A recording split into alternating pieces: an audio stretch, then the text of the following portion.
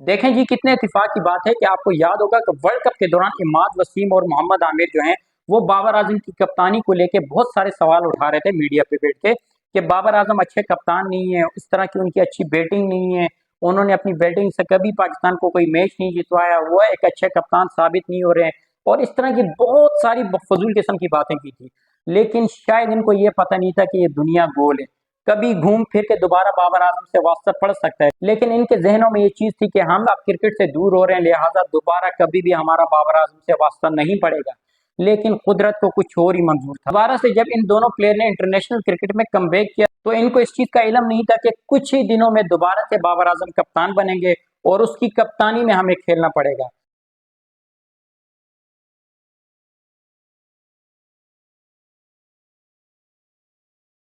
पाकिस्तान और न्यूजीलैंड के दरमियान जो पहला टी20 मैच था वो बारिश की नजर हुआ, जिसके बाद ये मैच नहीं हो सका। लेकिन जितने भी क्रिकेट के फैंस हैं उन सब की ये ख्वाहिश थी कि किसी तरह से भी ये मैच हो जाता, क्योंकि बाबर आजम ने जो प्लेइंग 11 उतारी हुई थी वो इंतहाई खतरनाक किस्म की टीम थी, बड़ी बैलेंस टीम थी, बड़े तगड़े प्लेयर थे, काफी नए चेहरे इस मैच में हमें नजर आ रहे थे। लेकिन ये जब ग्राउंड में आते परफॉर्म करते उसके बाद जाके पता चलता कि वाकई इन प्लेयर्स के अंदर टैलेंट है या सिर्फ पीएसएल के ही परफॉर्मर हैं। लेकिन ये मैच ना हो सका और बारिश की वजह से इस मैच को खत्म कर दिया गया। अब कल से आप लोगों ने देखा होगा कि सोशल मीडिया पे एक बहस चल रही है कि इमाद वसीम जो है वो प्लेइंग 11 में नहीं है, तो बाबर आजम जो कप्तान है वो इनसे बदले ले रहे हैं। जो पास में इमाद वसीम ने जिस तरह से बाबर आजम को लेकर तनकीद की, जिस तरह से इसकी कप्तानी को लेकर तनकीद की, जिस तरह से इसकी बैटिंग को लेकर तनकीद की कि बाबर आजम टी20 का प्लेयर ही नहीं है, बाबर आजम उस तरह के अच्छे कप्तान ही नहीं है, इस तरह की काफी बेहुदा किस्म की बातें इमाद वसीम ने की थी। तो अब सोशल मीडिया पे लोग ये कह रहे हैं कि बाबर आजम जो है वो इमाद वसीम से बदला ले रहे हैं। चीफ सेलेक्टर का सिर्फ ये काम होता है कि वो 15 से 17 प्लेयर की सिलेक्शन कर सकता है, उसके बाद प्लेइंग 11 जो होती है वो कप्तान डिसाइड करता है। तो सोशल मीडिया पे तमाम तर लोग ये कह रहे हैं कि बाबर आजम ने जो है वो इमाद वसीम से अपना बदला लिया। देखें, एक चीज मैं क्लियर करता चलूं कि अगर बाबर आजम ने बदला लेना होता तो बाबर आजम कभी दोबारा से कप्तान ना बनते, और अगर वो कप्तान बन भी जाते तो फिर वो अपने फैसले पे डट जाते कि उस सूरत में पाकिस्तान की कप्तानी करूंगा जब इमाद वसीम और मोहम्मद आमिर टीम से बाहर होंगे। वो इस फैसले पे डट सकते थे, वो इस चीज का क्लेम कर सकते थे, वो इस चीज पे डट सकते थे। लेकिन उसने जब दोबारा से कप्तानी दी तो कोई बहस नहीं की। मोहम्मद आमिर और इमाद वसीम के हवाले से बाबर आजम से जितने भी सवालात हुए उसने बड़े जबरदस्त तरीके से जवाब दिए कि मेरी इनसे कोई दुश्मनी नहीं है, पास्ट में मेरे अच्छे प्लेयर थे, मेरे कुलीग्स थे, मेरे साथ इन्होंने काफी अरसे से क्रिकेट खेली है, लिहाजा अच्छी परफॉर्मेंस दे रहे हैं तो इनके लिए टीम के दरवाजे खुले हैं, अच्छी परफॉर्मेंस देंगे तो टीम के साथ ट्रेवल करेंगे। ये बयान दिए बाबर आजम ने। लेकिन कल से सोशल मीडिया पे ये बहस चल रही है कि इमाद वसीम से बाबर आजम ने अपना बदला ले लिया। अगर बाबर आजम ने बदला लेना होता तो आमिर भी टीम में ना होते, लेकिन प्लेइंग 11 में कल आमिर मौजूद थे और खासकर पाकिस्तानी पिचेस पे दो स्पिनर मेरे ख्याल से टी20 के लिहाज से इनफ थे, तो इसीलिए इमाद वसीम की जगह नहीं बनी। तो ये फजूल किस्म की बहस करना कि बाबर आजम अपने बदले ले रहा है, अगर बाबर आजम ने बदला लेना होता तो बाबर आजम बहुत कुछ कर सकता था इन प्लेयर के साथ। ये जो इमाद वसीम और मोहम्मद आमिर की दोबारा से पाकिस्तानी टीम में सिलेक्शन हुई है,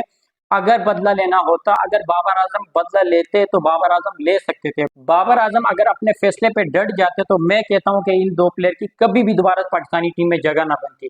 क्योंकि जिस तरह से रमीज राजा अपने फैसले पे डटे हुए थे, 4 साल तक मोहम्मद आमिर पाकिस्तानी टीम में नहीं आ पाया। तो इसी तरह से अगर बाबर आजम अपने फैसले पे डट जाते, अगर बाबर आजम ये शराइत रख लेते तो आप यकीन मानिए ये दो प्लेयर कभी भी पाकिस्तान से ना खेलते। लेकिन वो साफ शिफाफ दिल वाला बंदा है। बाबर आजम ने हमेशा से उन प्लेयर को प्रमोट किया, हमेशा से उन प्लेयर को अपने साथ लेके टीम में चले जिन्होंने मुश्किल कंडीशन में आके पाकिस्तान के लिए अच्छा परफॉर्म किया हो, जिन्होंने मुश्किल कंडीशन में आके पाकिस्तान को मैचेस जितवाए हो, वो प्लेयर हमेशा से बाबर आजम की लिस्ट में होते हैं। तो अगर इमाद वसीम प्लेइंग 11 में नहीं था तो इसका ये हरगिज मतलब नहीं है कि बाबर आजम अपने बदले ले रहा है, बाबर आजम उससे अपनी दुश्मनी उतार रहा है। जब आपकी टीम में दो स्पिनर ऑलरेडी परफॉर्म कर रहे हैं, वो आप पीएसएल की बात करें, वो आप डोमेस्टिक क्रिकेट की बात करें, वो आप किसी भी लीग क्रिकेट की बात करें, तो वो अगर परफॉर्म कर रहे हैं तो फिर मेरे ख्याल से तीसरा जो आपका स्पिनर है उसकी हरगिज जगह नहीं बनती, उसको फिर वेटिंग लिस्ट पे आपको रखना पड़ेगा। और ऐसे ही बाबर आजम ने किया। देखें जी, कप्तान जो होता है वो टीम का बैकबोन होता है। अगर कप्तान चाहे कि ये प्लेयर मेरी टीम में नहीं खेलेगा तो फिर वो प्लेयर कभी भी नहीं खेल सकता, वो आप कितने ही सिफारिश क्यों ना लगा दें, वो आप कितनी ही सोर्स क्यों ना लगा दें, लेकिन जब तक उसमें कप्तान की मर्जी नहीं होगी वो प्लेयर कभी भी नहीं खेलेगा। देखें जी, कितने इत्तेफाक की बात है कि आपको याद होगा कि वर्ल्ड कप के दौरान इमाद वसीम और मोहम्मद आमिर जो हैं वो बाबर आजम की कप्तानी को लेकर बहुत सारे सवाल उठा रहे थे मीडिया पे बैठ के कि बाबर आजम अच्छे कप्तान नहीं है, इस तरह की उनकी अच्छी बैटिंग नहीं है, उन्होंने अपनी बैटिंग से कभी पाकिस्तान को कोई मैच नहीं जितवाया, वो एक अच्छे कप्तान साबित नहीं हो रहे हैं, और इस तरह की बहुत सारी फजूल किस्म की बातें की थी। लेकिन शायद इनको ये पता नहीं था कि ये दुनिया गोल है, कभी घूम फिर के दोबारा बाबर आजम से वास्ता पड़ सकता है। लेकिन इनके जहनों में ये चीज थी कि हम अब क्रिकेट से दूर हो रहे हैं, लिहाजा दोबारा कभी भी हमारा बाबर आजम से वास्ता नहीं पड़ेगा। लेकिन कुदरत को कुछ और ही मंजूर था। दोबारा से जब इन दोनों प्लेयर ने इंटरनेशनल क्रिकेट में कमबैक किया तो इनको इस चीज का इल्म नहीं था कि कुछ ही दिनों में दोबारा से बाबर आजम कप्तान बनेंगे और उसकी कप्तानी में हमें खेलना पड़ेगा।